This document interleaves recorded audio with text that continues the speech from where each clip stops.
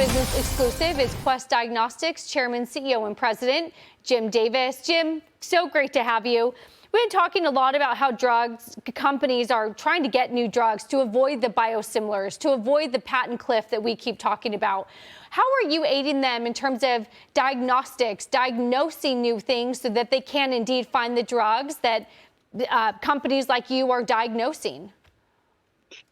Yeah, first, thanks, Taylor. Thanks for having us on the show here. So, look, lab testing plays an important role across the entire medical journey, if you will, from early stage diagnosis to prevention to screening to actually therapy monitoring when a person is placed on drugs, and then to actually therapy selection. So about 70% of all the decisions that physicians make are actually based on laboratory testing.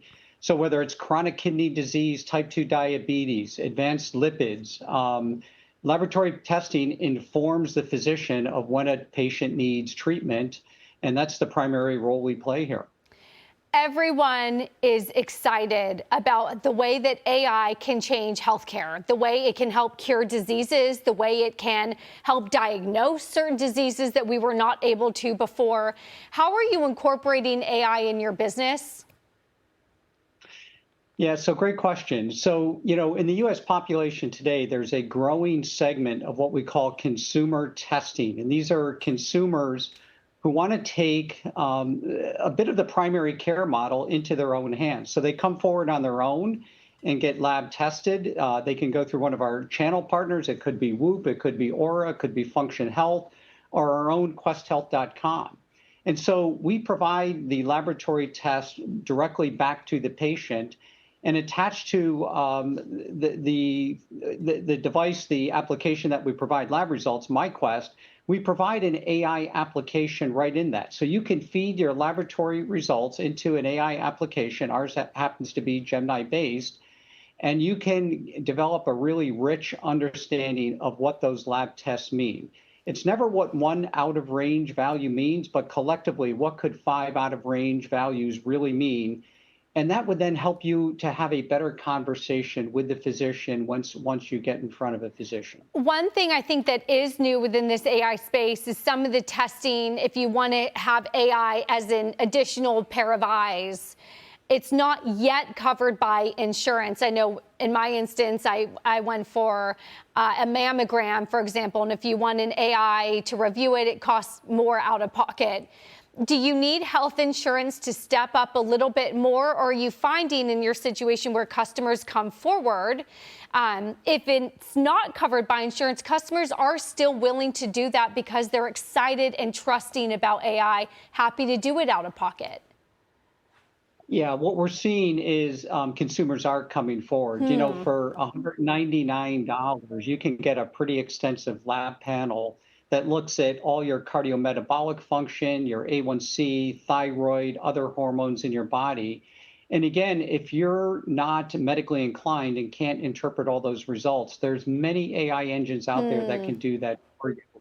And so it's not really an insurance issue. Now, certainly for those that are using insurance, we also provide the patient with that information along with the doctor. And the patient as well can still put that information into an AI engine. And the beauty of that is, now when you go and see your doctor, you can have a more educated, informed discussion with your doctor rather than spend, 10 of the precious 20 minutes just trying to understand what those lab results mean. So it's a way to help the patient improve the interaction with the physician. Yeah. One of the other big increases outside of AI has been the rise of wearables. The Aura rings are everywhere. I know I finally put my smartwatch back on last week when I wanted to go for a run. I wanted to see how my heart rate, my blood pressure was doing. And I'm not usually a big wearable person, but that just shows how much this trend has picked up. A lot of your partners, Aura, Whoop, Hims and Hers, Function Health. What do some of those consumer partnerships do for your business? Yeah, so first of all, we're a huge believer in this. The power of biometrics, what information we can gather off of your human body through the Hims, through the Whoop, through the Aura. You combine those biometrics with your biomarkers, and you can get a very powerful signal. We call it getting the signal before you're sick. And it's really the key to prevention and wellness is to get that signal off the human body, to get the earliest signals off your body before any type of disease sets in. And being very proactive about this, which Whoop users or Ruser users are, is really, we think, the cure to solving some of the long-term chronic illnesses that we're dealing with here in the U.S. We talked about Aura. It's really funny. They did a study about some of the most stressful days between June of 2025 to June 30 of 2026. Maybe not surprising to commuters such as myself. One of the most stressful days was May 16th when the Long Island Railroad strike started. I'm curious about how your partnership and data like that, you know, when they do these studies, how does that help your business? Well, again, it's just demonstrating, I think, the power of getting this early information off of your body. Right. And when you can combine biometrics, your heart rate variability, blood pressure, simply your body weight, your sleep patterns, your food patterns, when you combine that now with the biomarkers, you know, a cardiometabolic panel that measures your A1C, your LDL, your HDL. Now what we can do is give the users of these devices, we can give them very powerful feedback. Here's what you need to change from a lifestyle standpoint if you truly want to optimize those biomarkers that we know are key to longevity. So that's where the power of biometrics and biomarkers really comes together to help transform health. Just quickly, I know that you released earnings a little bit ago, 10% growth in revenue, beat on the top and the bottom line. Where do you see the most demand for your product? Well, right now, there's really two ends of the spectrum. Unfortunately, as you know, as a country, we're still dealing with a lot of chronic diseases. 12 to 15% of the U.S. population, type 2 diabetes, 14% of the U.S. population, chronic kidney disease, 50% of the U.S. population with abnormal lipid panels.